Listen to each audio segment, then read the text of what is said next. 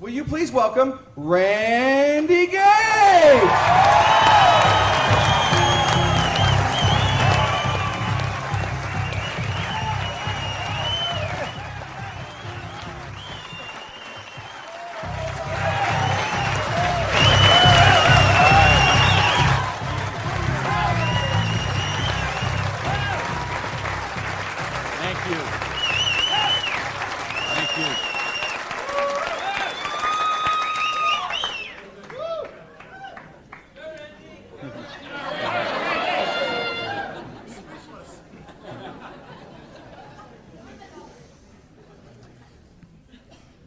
So what do you do when your dream dies? Do you sit down and cry? Do you give it up and let it die? Or do you give it one more try? Let me tell you the way it worked for me. I came to work one morning about 11 o'clock. There were two people sitting in a car waiting for me, and I got there. And see what had happened, let me tell you the preview to this. I had a restaurant, bought it with a partner of mine. We kind of bootstrapped the thing. Didn't really have enough money to start it like we should have. We tried to grow it as best we could, but we didn't pay the taxes, and we struggled by and borrowed from this account to that account and this account to that account. And eventually I bought him out, and I sent a letter to the IRS, who's the tax agency there in the States, and said, I'm the new owner here. We've had some problem with taxes. I want to make this right. Let's work out a payment plan. And I never heard anything for 3 months. So I sent a check in there. Here's a deposit, $1,000, good faith. Didn't hear anything for 3 months, so I sent another check, another letter. Never heard a thing for a couple of months until that morning. They're waiting on the car. You Mr. Gage? Yes. I'm Agent so-and-so. This is Agent so-and-so. We're here from the Internal Revenue Service. We have your letters here. We have your files here. And we notice you have $15,000 in back taxes. So we need that money. There's a 100% penalty because they were not filed. So that's $30,000. And then there's the late fees and the interest payment and the this and the that. And we need $37,000 today, or we're going to seize your restaurant. So I was like, I must have left my checkbook at home, right? And so I called my lawyer, I called my accountant, they all said the same thing. There's nothing you can do, Randy. You've got to work something out with these people. And I remember hiring a consultant who used to be an IRS agent, and she negotiated with him. She called me one day and she said, Randy, we're at the end of the road. The way they keep compliance is they have to set some examples sometimes, and you had a busy delivery business and they saw those cars going all the time with the signs on them, and they need to make examples, and they just want to make you an example.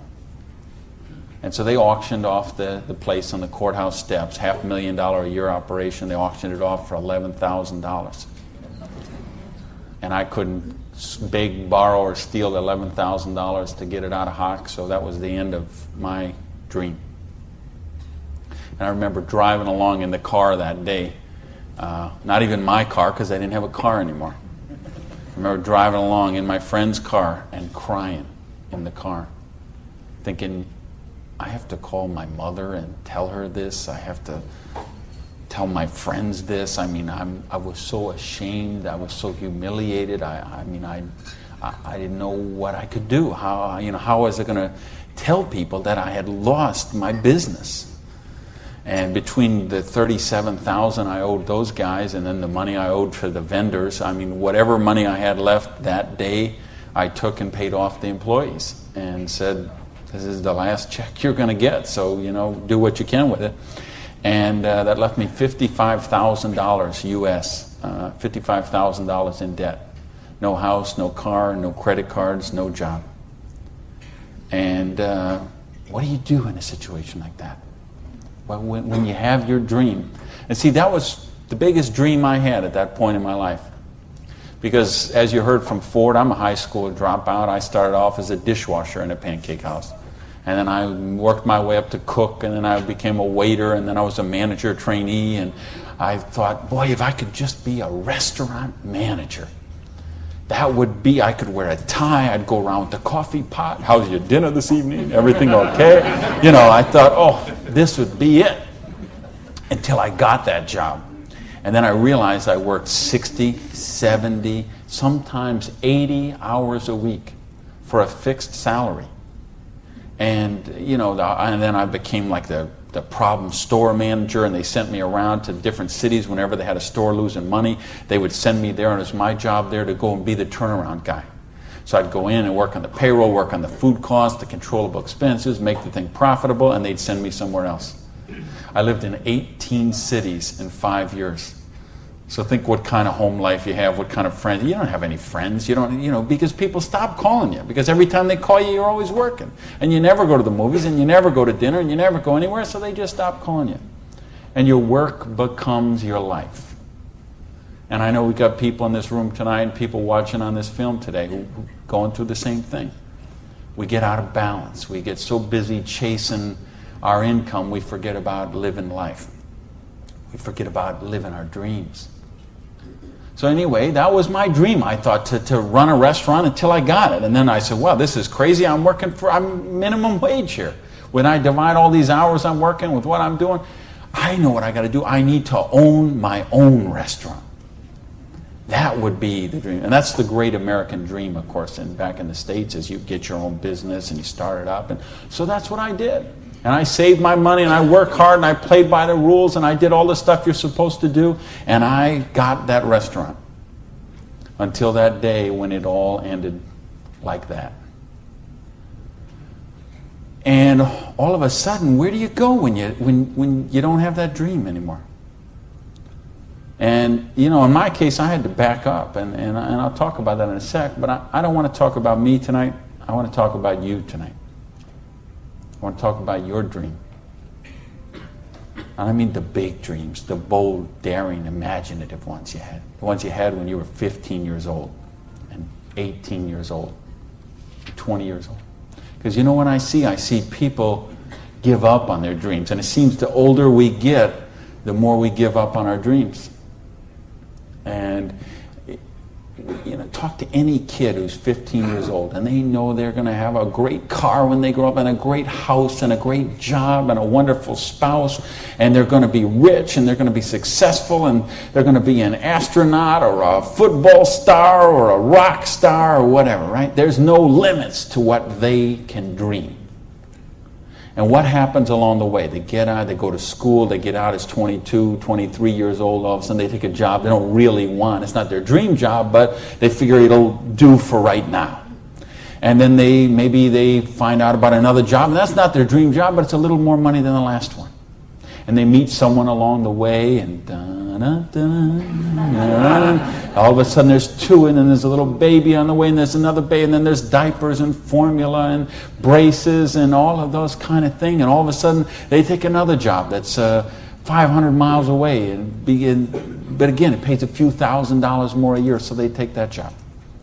And all of a sudden you're 35 years old, you're 45 years old, you're 55 years old, and you forgot about your dreams. That's what tonight is about. I know you heard it's a business opportunity. Nah, it's a dream opportunity. How to get your dreams back.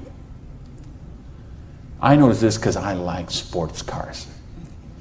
Some of you all know me. You know, I got a car thing going on. And it's funny, I'll be sitting at the light in one of my Vipers, let's say, and some car will pull up next, and there'll be a guy driving there, and he's got his 2-3 kids in there in the back, and they'll roll down the window, hey, Mr. Viper, man, cool car, man, and, you know, rev the engine up. I can't wait. When I grow up, I'm going to get a Viper. And kids say that to me all the time. I grow up, I'm going to get a Viper. Now, Dad doesn't say that. He's just sitting there behind the wheel, because see, Dad's already grown up. And he figured out he ain't getting the Viper. He's got the minivan. Right? What happened along the way? You know, because, and it's funny, every year they publish the list of the most popular cars. And I see it every year, and it comes out. And I read the list, and it's funny. Now, when I talk to kids, and I talk to a lot of kids, they always like cars. And I'm going to get a Corvette, I'm going to get a Lamborghini, I'm going to get a Ferrari. And then when they publish this list of the best-selling cars, it's Toyota Camrys and Holdens and Mercurys and Ford Escorts and Geo Metros, the broke mobiles, right? These are all cars they make for broke people. You see that? Like the Holdens you got here. And the Toyotas we got there, and the Chevys we got there, and the Buicks we got there. They make those things for broke people. Now, how come when I see the list of the top 10 things, I don't see Ferraris and Lamborghinis and Rolls Royce and Jaguar and Bentley? Because they gave up on their dreams. They said, well, this is the car we got. There's room for the car seat in the back, and we can afford the payments. And they settle for a car. And they settle for a house. And they settle for a job. And they settle for a life of quiet desperation. When they could be living a life of joy, challenge, growth, adventure, and prosperity. That's what tonight's about. I want you to think about, really, here's the challenge I would give you. I want you to think of 5 things you would do, have, or become if money was no object. I mean, really think about this, okay? You don't have to write it down. I just want you to think about it. But think about if you had Bill Gates' kind of money, if you had Larry Ellison's kind of money, if you were one of these .com billionaires, would you be driving the car you're driving right now that you got here today in? How many people, tell the truth now, if money was no object, how many people would have a different car in the parking lot tonight? Okay. Now, if money was absolutely no object, you had 30, 40, 50, 60 billion dollars, how many people would have a different roof over their head when they went home tonight? How many people have a better wardrobe? Ladies, how many of you would have bigger closets? Right? Yeah. So this tells me something. This tells me you do have dreams and you want to live them, or you wouldn't be sitting here tonight. See, most of Australia tonight, most of New Zealand tonight, most of the United States, UK, everywhere where they're watching this video, most people aren't gathered like this. Most people are sitting on a recliner, rubbing the hair off the back of their head, drinking rancid fermented hops, watching the Idiot Box. 6 hours a day. And this is their life. Monday morning, 6:30, the alarm clock goes off. And they hit the snooze bar. If I could just get 15 more minutes. And they wait 15 more minutes, and they hit the snooze bar again, and they get 10 more minutes. And then they got to get up, and they rush in the shower, and they jump in the car, and they buy their breakfast through a drive-through somewhere, and then they go to a job they don't like or actually hate. 85% of them, a job they don't like or actually hate, and they get through Monday till 5 o'clock or 5:30 or 6 o'clock, and then they go out and they face the traffic going home. They probably get drive-through dinner somewhere, dinner in a bucket to take home to the kids, get in front of the Idiot Box and sit there in a coma till they fall asleep, or they crawl into bed. Until Tuesday morning, 6:30, it starts all over again. Wednesday, hump day. Thursday, we're almost there. Thank goodness it's Friday. Because you know what Friday means, right? Because Friday means somewhere near the end of the day, the boss is going to say, hey, here, boy. You're going to get out that little paycheck. And they're going to get that paycheck, and for one brief moment in time, it's going to feel like it's theirs. But we know it isn't theirs, is it? because they got all those little window envelopes from the credit card company just waiting for them. And that money is spent long before it ever got there. But for this one brief moment in time, it feels like theirs. So I don't know what they do here in Sydney, but I know what they do in the States. They go out to Pizza Hut. All right? So it's off to Pizza Hut for a deep dish, meat lovers, extra cheese, extra meat, but, Diet Pepsi because I'm trying to hold my weight, And off to the Pizza Hut, and then it's off to the neighborhood video store where they rent 3, 4, 5, 6, 8, even 10 videos to get them through the weekend. And they will spend their entire weekend sitting on that same recliner, rubbing that same hair off the back of that same head, drinking the same rancid fermented hops in a coma all weekend long, video after video after video, so they don't have to think about their life of quiet desperation until Monday morning, 6:30, when it starts all over again. This is life for a lot of people. This is life for millions of people. They're missing out on the real life. They're missing out on the real joy. And I don't want that for you. I didn't come 12,000 miles here to tell you what you want to hear. I came to tell you what I think you need to hear. We got a business here that offers you a chance with unlimited income potential. It's a business to help you be successful while you're helping other people reach success. You choose the hours you work. You pick the people you get to work with. I mean, do you know what a joy that is? Just to be able to pick the people instead of those slobs you're working with. Right? I mean, the tax advantages are extraordinary. The travel opportunity, if you're like me and you love to travel the world, the travel opportunities in this business are simply amazing. Okay? So what's it take to do the business? Well, it doesn't take a lot of money. This is a very low startup cost business. It doesn't take a lot of time. This is a business you can start in 7 to 10 hours a week. And what I'm going to share with you tonight is a 2 to 4 year plan. So you say, is this a get-rich-quick scheme? Yes, as a matter of fact, it is. Okay? Because anything that can get you rich in 2 to 4 years is a get-rich-quick scheme as far as I'm concerned.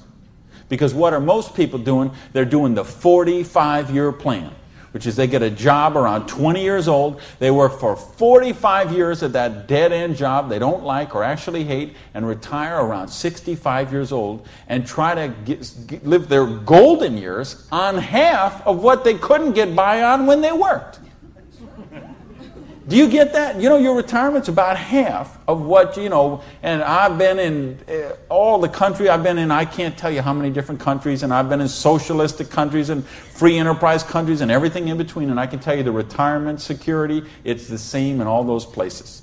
Your golden years, if you're counting on the government to take care of you, if you're counting on pensions to take care of you, you're looking at living your golden years on 50% of what you can't get by on right now. So if your idea of your golden years is walking your poodle around the block, good luck to you. But if you think you're going to travel the world and go see your grandkids and live a wonderful life of leisure, you better take a very good look at what we've got to show you tonight.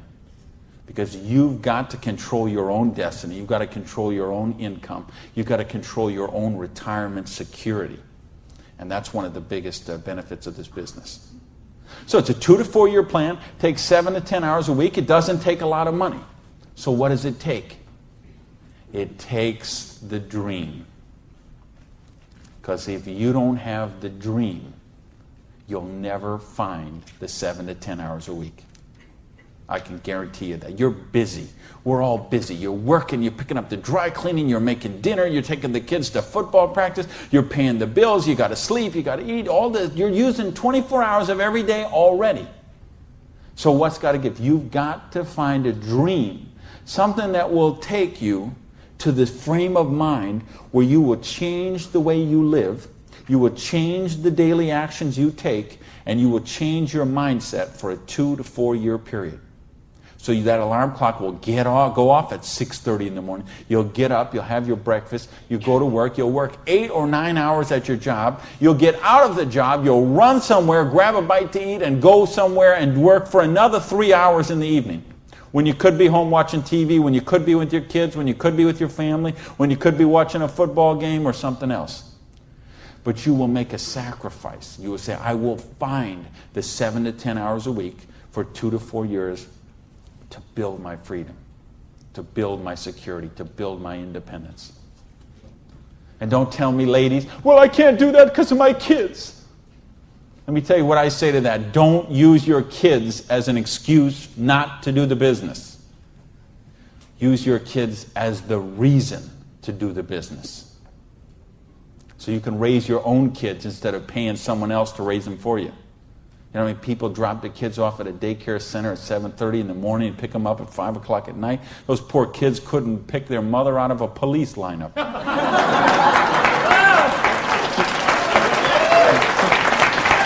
Right? Don't use your religion as an excuse. Let me tell you, I missed a lot of church for a couple of years while I built my business. I was doing meetings on Wednesday nights instead of going to church on Wednesday night. Some Sundays I was in a different city working with a long-distance line instead of being at church. But you know what happened? I tithe 10% of every penny I make to my church. And I make a lot of pennies these days. Okay, some Sundays, we seat 800 in my church. You know, some Sundays, they put that basket around and it starts here and it goes all the way down the aisles, all that just like that. And do you know sometimes the check that I put in there equals the checks of 799 other people all added together? That's what missing a few days of church did for me. Gave me time to serve on the board of the church, 2 years as the president, a couple years more as the Blue Ribbon Committee. I've been able to contribute to the church. I've been able to teach a class on prosperity on that. See, I couldn't do that when I was broke. Do you really get that? You can't do these kind of things when you're broke. You can't help your kids when you're broke. When you're so busy trying to pay the bills, you're so busy trying to cover the mortgage, you're so busy trying to pay the rent, you can't live life. And that's not the way life is meant to be lived. I came here because I want you to have an amazing life like I have. And believe me, I have an amazing life.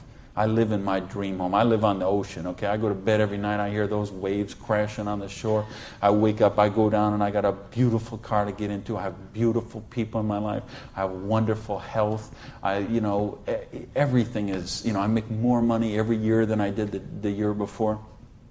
I am living a dream that is just wonderful. But I made some sacrifices along the way. And that's what I'm saying to you. Make some sacrifice. Take 2 to 4 years. Make a commitment. When you walk out of here tonight, make that commitment. Not to your spouse, not to your sponsor, not to me, not to yourself. Make a commitment to yourself that you're worthy, that you're worth it, that you will think back. And that's what I want you to really do, is say, okay, what were your dreams when you were 15? What is the house you would live in if money is no object? Do you have a picture of it somewhere that you carry around to fuel you? What is the dream car you want to be driving? Is it a red Lamborghini Diablo? Ferrari Testarossa? Bentley? Viper? What is it? Do you have a picture of it in your wallet? You got a picture of it in your planner? You have a dream board with it up somewhere? You got it up on the mirror in the bathroom? You got it up on the refrigerator in the kitchen? How much time you want to spend with the loved ones in your life? How much money you want to give to charity? I had lunch. Funny, I just got invited to be on the board of directors for the Florida Philharmonic. I'm so honored they asked that, and I'm proud to be a supporter of them. I'm proud to be a supporter of the opera and the Young Artist Program and all kind of charities. Fascinating thing, though. I had lunch with the guy who invited me to be on the board. He gave $1 million to the Philharmonic this year. $1 million. So they can play beautiful music. That's money. That's money with a capital M. That's living a life of dreams. That's living a life of wonder, of joy, of adventure and growth. And that's what I want for you. But you got to know what that is. So please, those 5 things, what would they be? And maybe you're going to give $1 million to your church, temple, or synagogue. Maybe it's you want to take a year off and study ballet. Maybe you want to take 6 months and go on a cruise around the world. Maybe you want to fly in all your family from all over the world and have a reunion. Maybe you want a house in Paris and a house in Hawaii and a house in San Diego and a house in Berlin. I don't know what it is for you, but you have to know what it is. Or nothing I'm going to talk about tonight is going to make any sense to you. You'd be better sitting home watching Survivor, Big Brother, Fear Factor, whatever one of those shows. You could sit watching any one of those shows instead of be here tonight. Because if you're here tonight, you got to know what your dream is. And we can show you. I will draw out on this board. I will draw out a way and show you how you can live those dreams. And I'll show you how to build some residual income, some retirement security, and you can just do the numbers yourself, okay? And you could say, all right, is there any of those 5 things that I would do, have, or become that I can get with what I see here on this board? The difference is, and here's the secret, okay? You wonder, okay, I know there's nothing for free. There's always a cost. Here's the thing. Here's the secret of everything I'm going to talk about tonight has to do with leverage. It's getting you out of the trap. And there's a big trap, okay? And this is the trap. It's people trading time for money. You work 40 hours, you get paid for 40 hours. So you work 40 hours and you get paid $400 a week. If you're sick half a day and you only work 35 hours, you get paid $350. If you need some extra money because there's something that you want to do, you put in some overtime, so you work 45 hours, so maybe you get $450. Well, you know what? That is trading time for money. Time for money. Hours for dollars. Hours for pounds. Hours for dollars. Hours for cougar ranch. Whatever the currency is. If you're trading time for currency, you can't get wealthy. It's a trap. You got to put some leverage to work somehow to get out of that. Because this is what keeps people broke. So in my case, when I lost my dream, and I started all over again, I said, well, I got a choice here. I can go and live like most people do and live that life of quiet desperation and just mind my own business and do the thing and be a worker drone in the collective like everybody else. Or I can go after my dreams again. So I began a study of prosperity. Because when you're $55,000 in debt, no house, no car, no credit cards, and you start selling the furniture, things look a little different. Anybody here ever sell your furniture for your business? Interesting scenario. Here's what I found. The end tables, not a problem. Coffee table, no big deal. Kitchen table, hey, you can always eat in the sofa. Lamps, no big deal. You got the light in the kitchen on the ceiling. But the sofa and the bed and the TV. How did I know you'd know that? The bed, the sofa, and the TV, they gotta be the last to go. Because see, I don't know if you got it here, but what we have in the States, we have infomercials on all night long. So once midnight hits, these infomercials start, and they're all about how to make money. So what do you do when you're $55,000 in debt and you're sleeping, with no furniture and whatever? You sit up all night and you watch infomercials. And then you sleep all day and you're so depressed and you get up and you read the one ads and you think you don't have bus fare to go to the job interview and you think how miserable your life is and you eat macaroni and cheese 3 times a day, which is what I did for weeks and weeks and weeks. So I'd get up, sleep, mope around, eat my macaroni and cheese, and then midnight would start the infomercials. And I remember we had a Vietnamese guy named Tom Vu. I don't know if you ever saw that here, this infomercial. He had one of those courses on how to buy real estate, no money down. So one night, it's 3 a.m., I'm sitting on the sofa. Tom Vu comes on. He says, "You, sitting on the sofa! You, it's 3 a.m. Now I know he's really worried because it's 3 a.m. I'm sitting on the sofa. He said, "You sitting on the sofa at 3 a.m. Your wife's asleep. Your baby's asleep. You are a loser. Nobody cares about you. You a loser. If you don't buy my program, you deserve to be broke.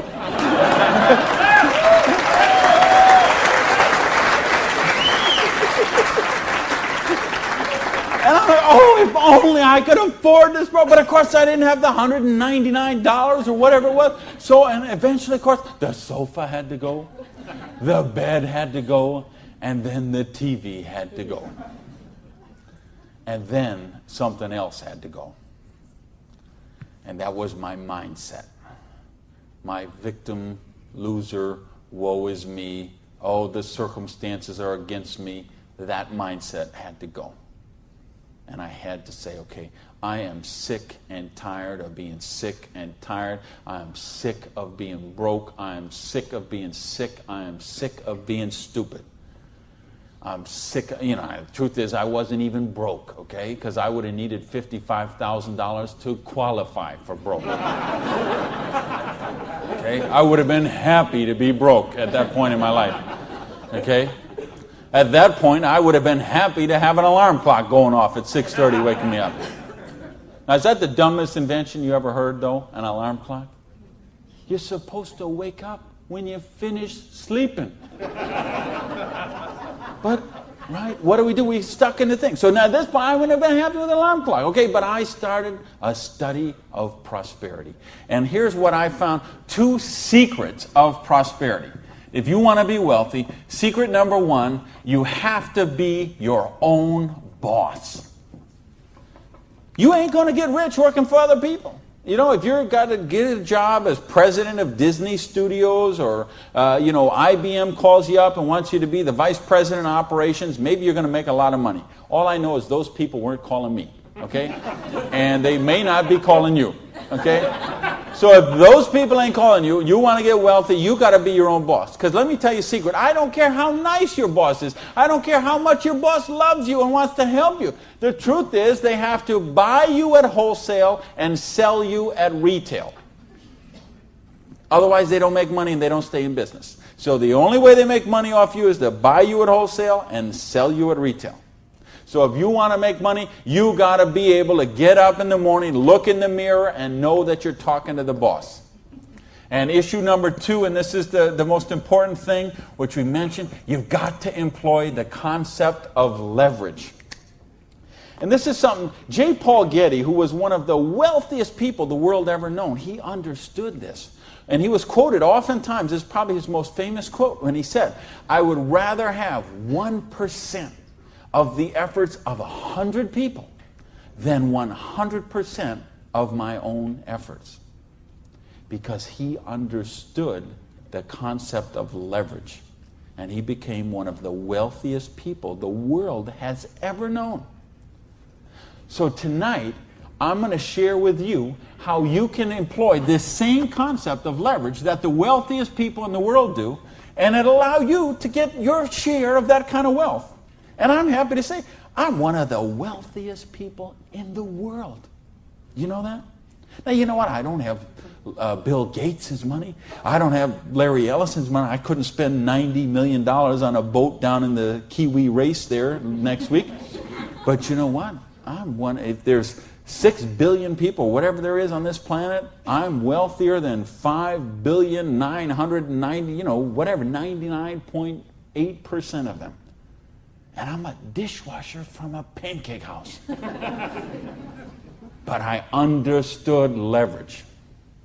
Now, how do you put this leverage? It's a business called network marketing, sometimes called multi-level marketing. Sometimes we call it MLM for short.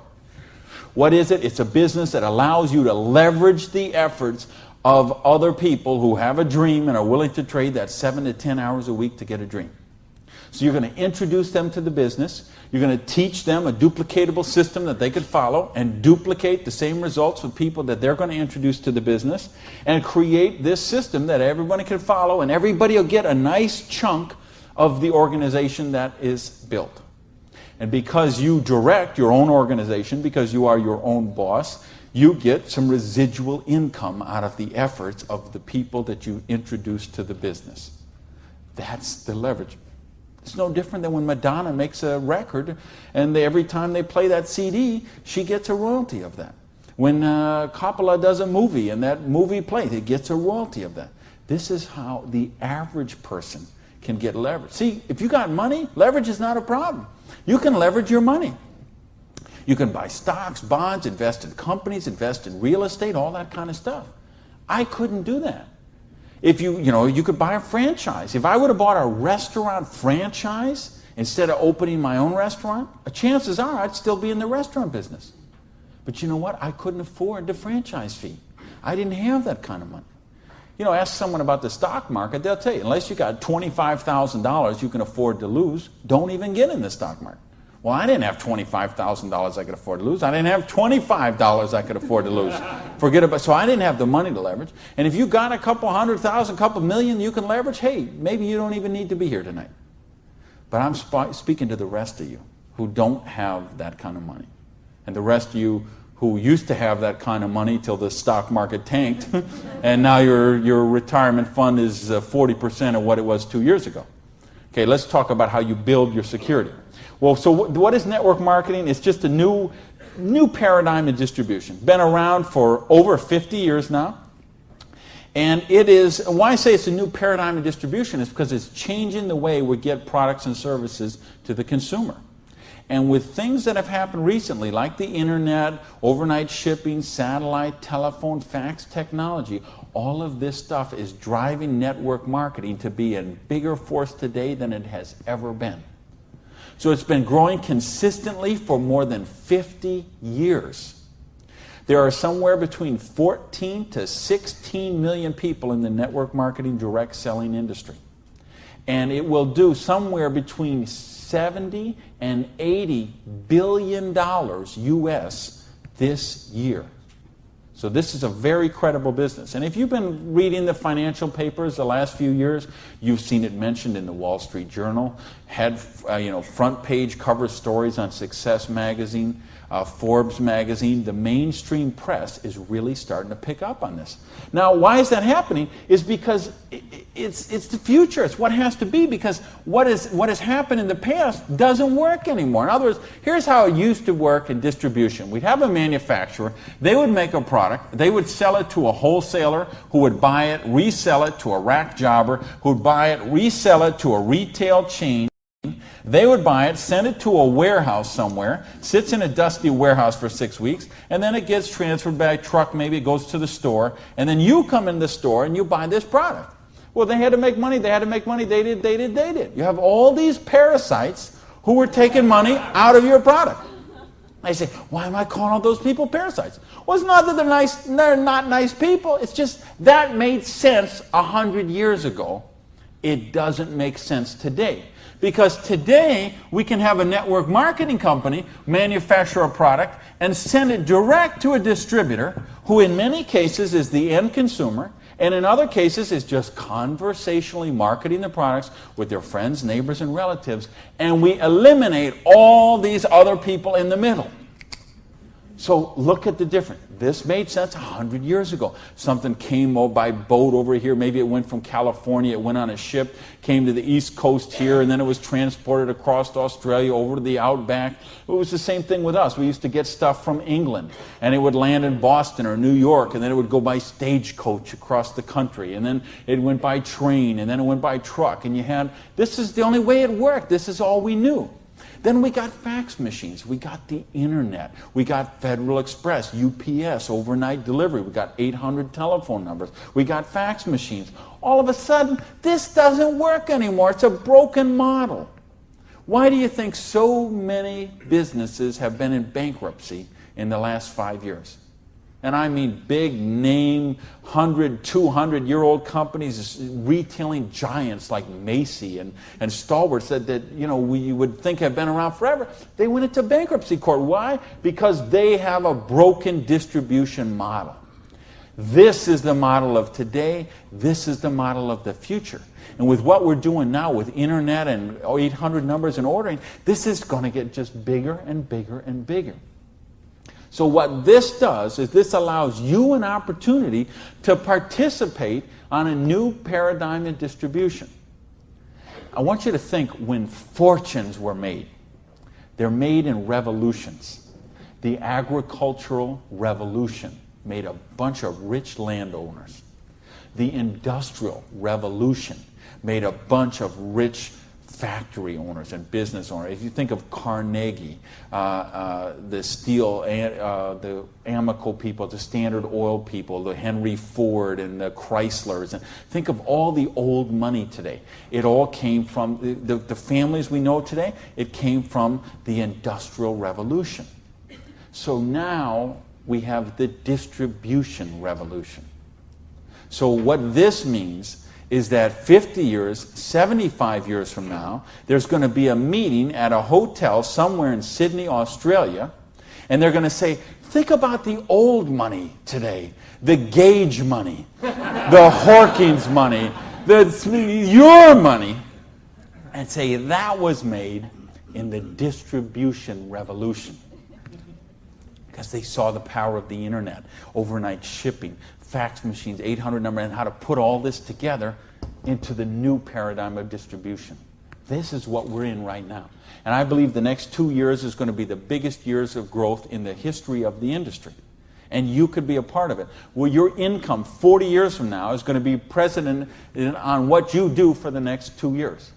Now notice, we have all this money that got wasted before. Where did it go? Well, there's two places it goes. Number one, it goes to product research and development. And I'm going to talk about that in just a little bit. And the other place it goes is right here to you, the distributor. The people who actually get involved with the business. All this money that you, because see, sometimes you could go to the store, you could buy a box of cereal for $3.50. The actual cereal, the cost of that cereal might be 40 cents, 35 cents. What is all the rest of that money? It's all this wasted layers of distribution.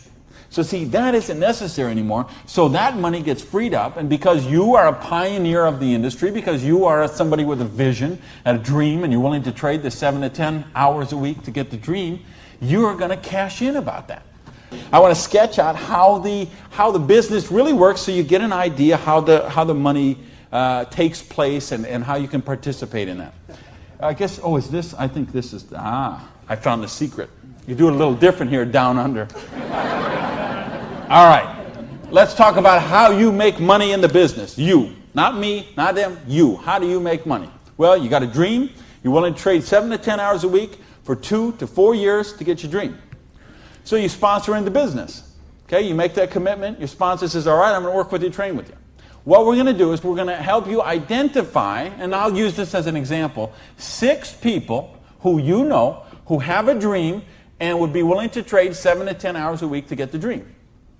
Fair enough? Everybody follow me so far? Everybody follow me so far? All right, just making sure you're not nodding off over there. All right, now let's suppose that everybody involved in the business produces a volume this first month that you get involved in the business of $100. Now notice I didn't say $1,000 or $10,000 or $100,000. I said just $100. Why? Because I want to show you this is very simple, very duplicatable, very doable for everyone. The secret of this business is leverage. We have a lot of people doing a little bit, just 7 to 10 hours a week. So now if you and each of the 6 people you introduce into the business produce a volume of $100 the first month, you'd have $700 worth of volume in your organization, right? Now, we have a lot of different companies represented here tonight. There's all kind of different pay plans. But I think you're going to find as an average, what you're going to see in the business is you can make about 10% of what your organization does in volume.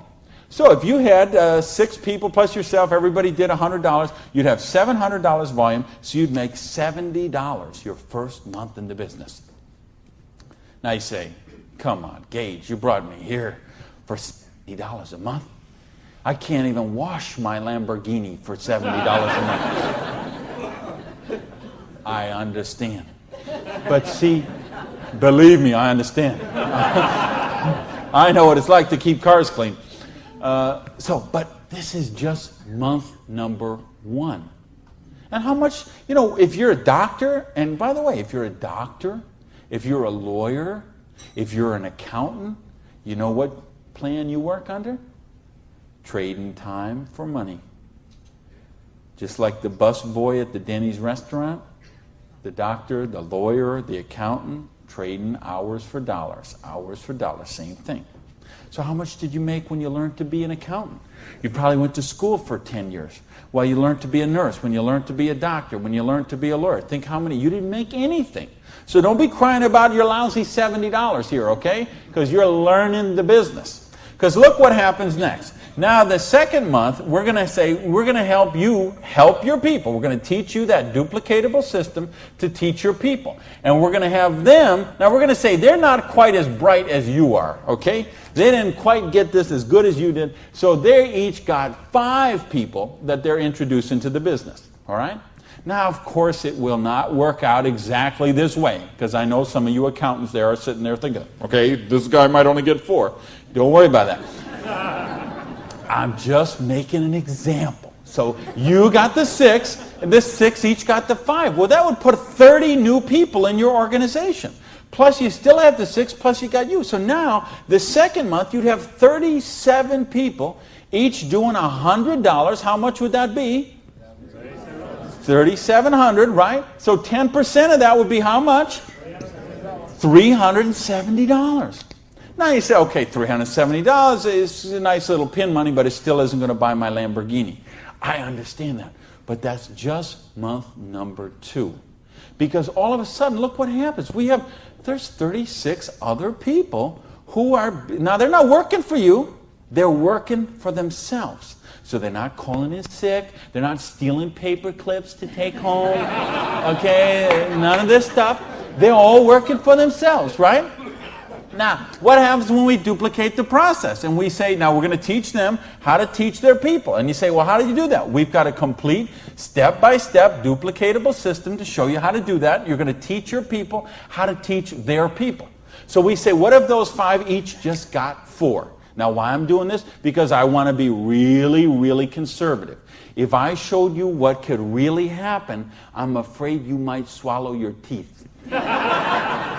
So I'm going to be very conservative. So now if the 30 people each just got 4 people, now we'd have 120 new people in the organization. They don't work for you, they work for themselves, 7 to 10 hours a week, they're building a dream. 120 plus the 30 plus the 6 plus you, that's 157 people. Everybody just doing, not $1,000 a month, not $10,000 a month, not $100 lousy dollars a month does $15,700 income or volume, which means your income for month number 3 would be $1,570. Now, all of a sudden, we have a little money we could play with something. We could do something with $1,500 a month. Do you know how many bankruptcies would be avoided with $1,500 a month? I would make a bet to say of all the personal bankruptcies, and there's been a record year for personal bankruptcies the last 6 or 7 years in a row. Every single year has broke the record from the year before. And I had someone very close to me did this just a couple of years ago. And I'm telling you, I bet 90% of them would be eliminated with $1,500 a month. In fact, 90% of them would probably be eliminated with $300 or $400 a month. Just this much, the $370 a month, would help most people that they could just start paying down their credit cards instead of paying those minimum balances every month. By the way, do you know how long it takes to pay off your credit card if you're paying the minimum balance every month? 10 years? 20 years? 30 years? 40 years. That's how long it takes. So if you're paying the minimum payment every month, get happy, because in 2042, you're all paid off. All right, now we're going to go down one more level. Now we're going to say, what if the 4 people each just work with 3 people? Now again, everybody's not going to do it this way. Some are going to do it more, some are going to do it less, but I just want you to see how it works. Now the 120 people each do 3 people. That give us 360 people, plus the 120, plus the 30, plus the 6. This comes to how many? Somebody help me. I'm a high school dropout. 500 and something. 517, is that right?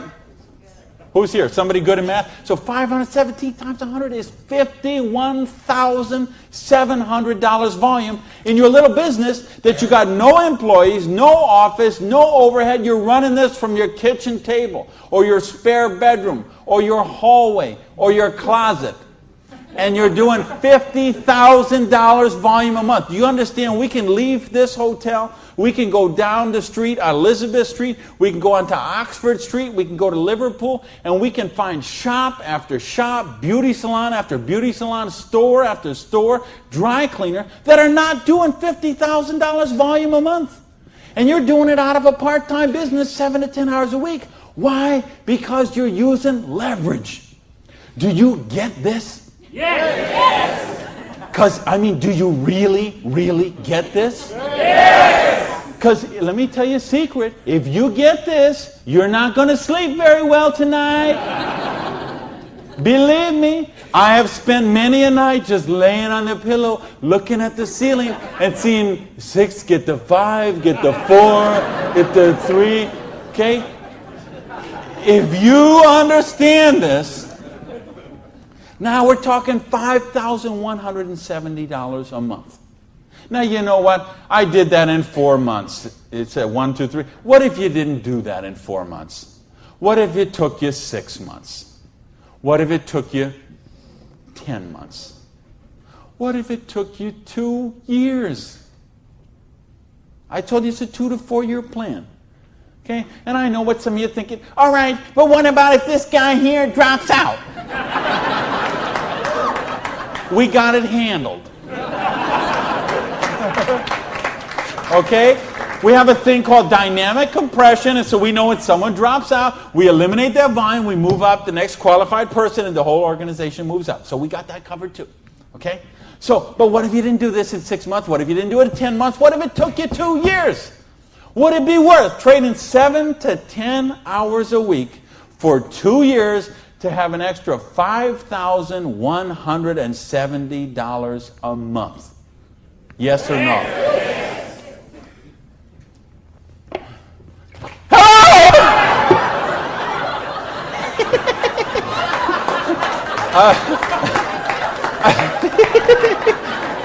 Aren't you glad you got the front row, baby?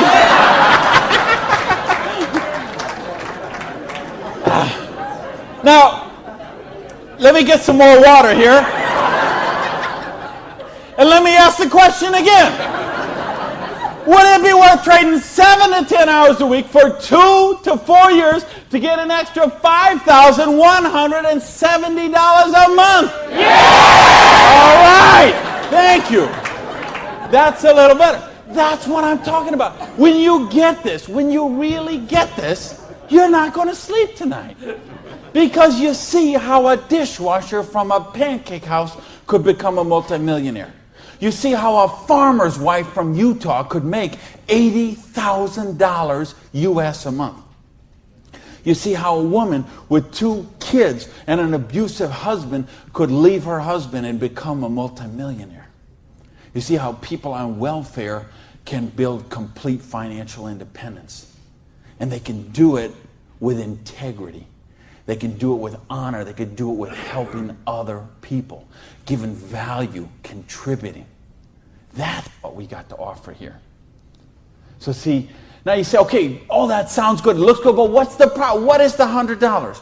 Well, I told you, remember that whole distribution model? We have all of that money that used to get wasted. Now that goes into product research and development.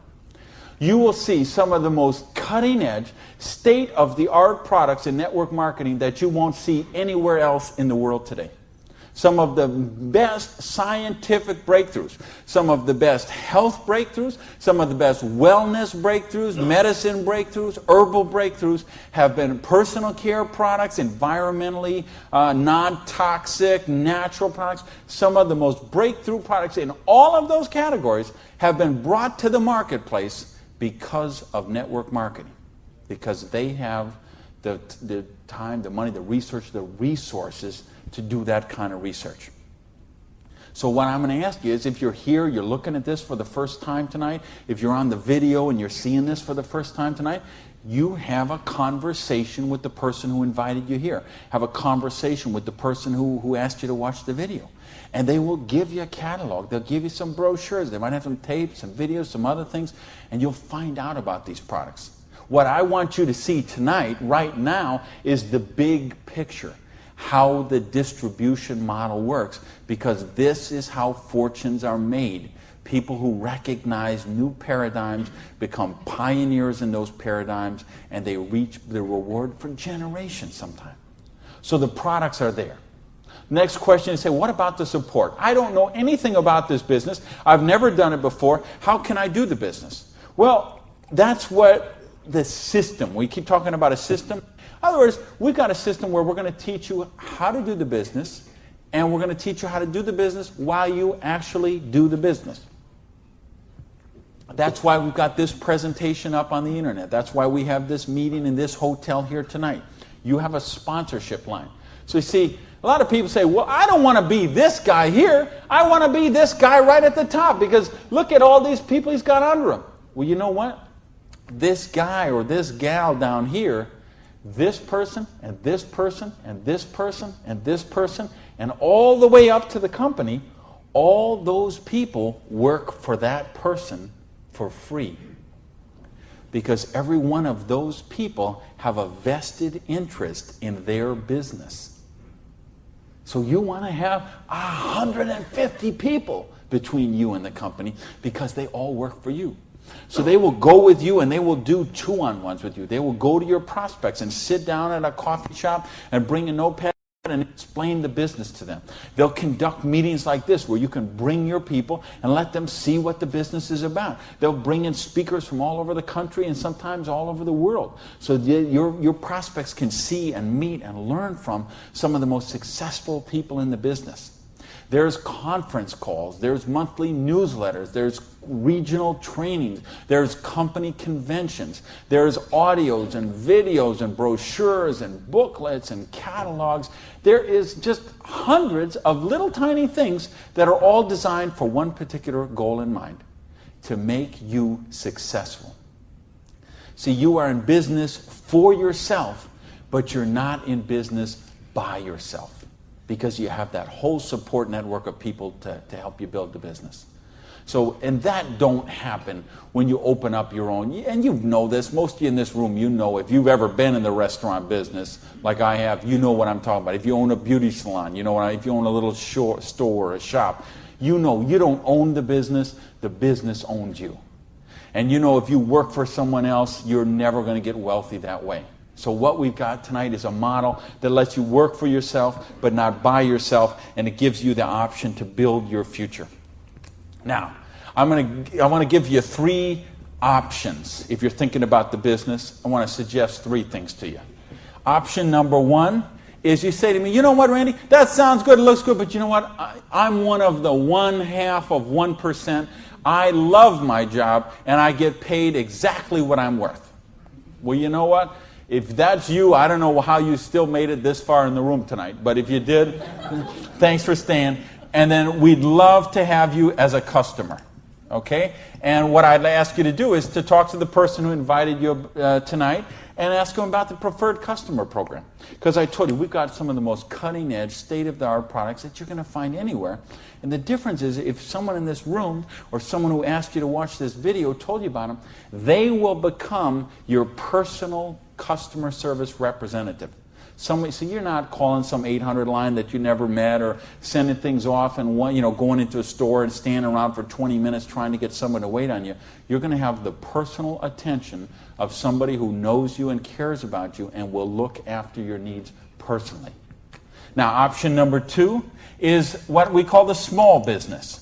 You say, you know what, Randy, this sounds good. I like the idea of being my own boss, and I like the idea, or maybe you're looking at a nutrition company and you say, well, I'm a chiropractor, massage therapist, an iridologist, or physical therapist, and I want to sell this stuff to my clients. Or maybe you're being presented to a personal products company and you own a spa or a gym or salon and you think you could sell them there. Or maybe it's a cleaning product stuff and you've got a cleaning service and you could sell them to your clients.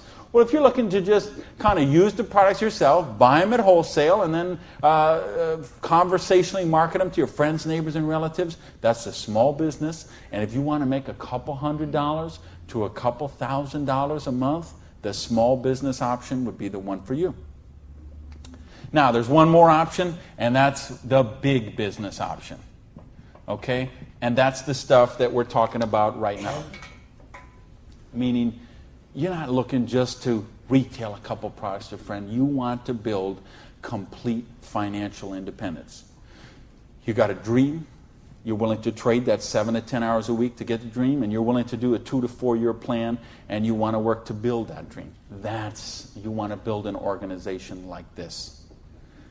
That's the big business option. If you're looking for financial independence, then that's the option for you. Now let's bring this all together. I told you what happened when my parade got rained on. My dream looked like it was going to die, and I drove around in that car. I remember crying in that car and thinking, having to call my family and call my friends. And that it just took so much out of me. And I'll tell you what I did. I went in, and here I was. I had owned a restaurant. I'd owned 2 restaurants in my life. I had been a restaurant manager for years. I went and found a restaurant in South Miami, a little diner that was open for breakfast and lunch only, way in the Southwest where I didn't know anyone, and I got a job as a breakfast cook, flipping eggs. For 2 reasons. Number one is they would pay me cash every week. They would cash my paycheck, give me the cash, because I didn't have a bank account, because if I had a bank account, the tax people were going to seize it. So I needed someone who would pay me cash, and I needed to go get a job and just make some money to buy macaroni and cheese.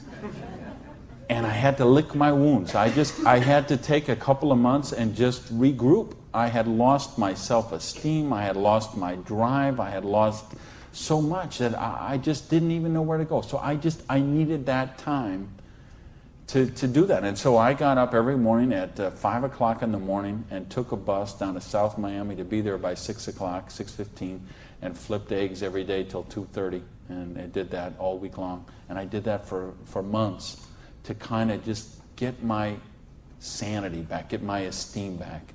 And then I went back to this business. And see, I didn't have the money to get back in the business because I still owed tens of thousands of dollars. But I had been in the business once. I had made some money. That's where I got the money to buy the restaurant initially. And what had happened, I'd been with a new company. It was not a stable company. I got some money. I bought my restaurant. That company went out of business. Well, then I was in the restaurant and working 80 hours a week, and then it just, that's what happened.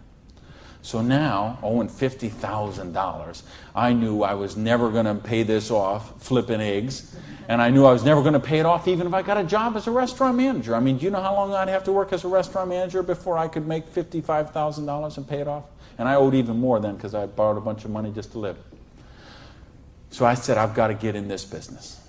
So I went to someone I knew in the business who knew me from before, and I said, you know me, you know that I can work, you know I have a dream. I don't have enough money to get in the business. I needed about $600 to start that business. Rob, he lent me that $600. And you know what? Best decision he ever made. So I went out, and I didn't do this business 7 to 10 hours a week. I did this business 7 to 10 hours a day. I sponsored 9 people the first month of the business, okay?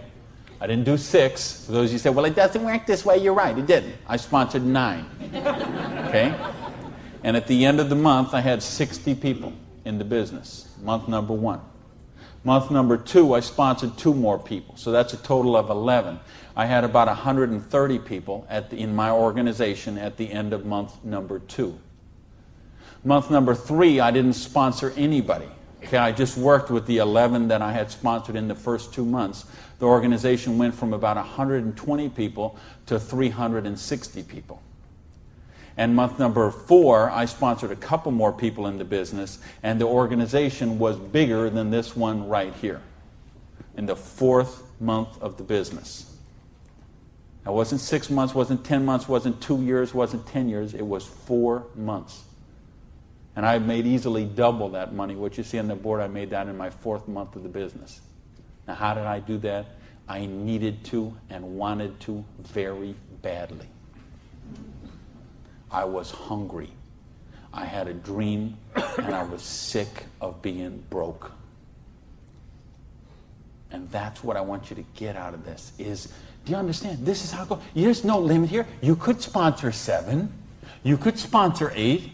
You could sponsor 9. You could build this whole organization, build yourself up to get $50,000 or $60,000 a year residual income, and then you could go out and you could sponsor 5 more people and start the whole process all over again, the same exact thing.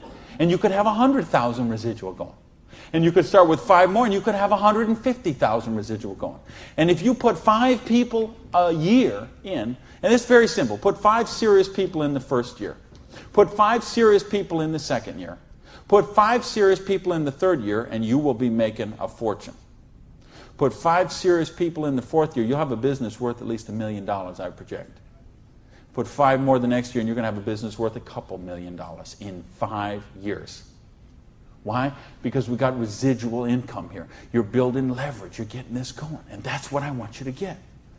You know, and now I've been able to help people all over the world. I told you guys, the platinum people, I talked in the reception about the 3 kids from Norway who came to a program I did in 1998. And they're all multimillionaires now, all 3 of them. Number 1, number 2, number 3 payout in their company. I think of you guys right here in the front row and what you've done the last couple of years. And you know the people I had in London, those people there, what they're doing there. I've got people all over the world. Just, they got a dream.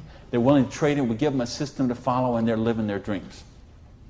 I think of a lady named Mary in Colorado. Lady I mentioned earlier. 2 kids. She's sleeping in her friend's basement because she's on welfare. Divorced, no husband anymore, no one to help pay for her kids. So she was on welfare. And along the way, she got attracted to the business. Along the way, I was able to touch her and touch her life, show her some things, how to follow a duplicatable system. She built an organization making $30,000 US a month. Now, you know, the $30,000 US a month, I'm okay with that because you can get by on that. Okay. I couldn't get by on that, but I know a lot of people could get by on that. But you know what? It's not the $30,000 that gets me so excited about what Mary did. It's what Mary did. It's the example she does for her 2 kids. Okay? It isn't just the money. It's what, I mean, do you know what that means to those kids to see this woman who was on welfare and just desolate and nowhere to turn, and you meet her today and she is so well dressed and positive in her esteem and she's so confident and she is modeling this behavior and setting such an example for her kids. This is how you raise good kids, is you show them how to be successful yourself. You don't tell them grow up and get an education, grow up and be successful, grow up and make money. You model the behavior for them. Jan Rue, who a lot of you know, I've done programs with Jan. Here's a lady, same thing, abusive husband, divorced, 3 kids, I think, became the #1 payout in her company. Why? Because she had a dream, and she was willing to trade that 7 to 10 hours a week to get a dream. And we've got the model here where you can do that. There is no limit to what you can do. But I don't want to talk about my story anymore. I don't want to talk about Jan's story. I don't want to talk about Mary's story. I don't want to talk about Orion's story. I want to talk about your story. I don't want to talk about my dreams, Jan's dreams. I want to talk about your dreams. You know, go back to where we said earlier. Did this kind of thing, if you did this in 6 months, a year, 2 years, is there something on your list of 5 things you do have or become you could do with the down payment, with what we're talking about there? And if not, how big is your dream? Are you willing to pay the price? Are you willing to live your dreams? Because if you are, we've got the business that will allow you to do that. So I got a couple questions for you, and then I'm out of here. I'm looking for 1-word answers. Question number 1. Do you believe you're really worthy of success? Yes! Question number 2. Are you really willing to live your dreams? Yes, baby! And question number 3, the last question, and I'm looking for a 1-word answer once again, and you better blow the roof off this joint, because that's it, and I'm out of here. Because all of this, all of these numbers, all these things, it all goes back to this one circle. These are not circles. Every one of these represents a person, and this circle right here represents you. And this thing only works if you believe in you. If you believe you are worthy, if you believe you have a dream, if you're worth that dream, if you're willing to trade the 7 to 10 hours a week to live that dream, if you're willing to not let your dream die. You're not willing to sit down and cry, even if you have to sit down. I had to sit down and cry. But you're not willing to give up and let it die. You promise yourself, you make yourself, you commit to yourself to give it one more try. So the last question I'm asking you is based on everything we've talked about tonight, everything you know about this business now, everything you know about the person who invited you, everything you know about you and what you are and what your dreams are. I need to know, are you willing to give it one more try? Yeah! Thank you. Good night, everybody.